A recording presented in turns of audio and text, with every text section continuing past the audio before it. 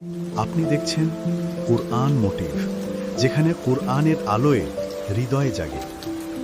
আল্লাহ তাআলা কুরআনে আমাদের জাহান্নামের ভয়াবহতার কথা স্মরণ করিয়ে দিয়েছেন। এটি কোনো কল্পকাহিনী নয়, বরং বাস্তব সত্য। ওয়ালিল্লাযীনা কাফারু বিরাব্বিহিম আযাবু জাহান্নামা ওয়া বি'সাল মাসীর।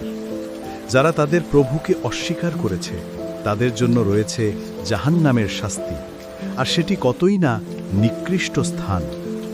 ভাই ও বোনেরা, জাহান্নাম কেবল আগুন নয়, সেখানে আছে এমন আগুন যার তাপ এ দুনিয়ার আগুনের তুলনায় ৭০ গুণ বেশি।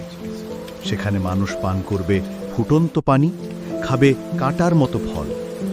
এ আযাব কেবল তাদের জন্য যারা অহংকার করে আল্লাহর বাণীকে অস্বীকার করে।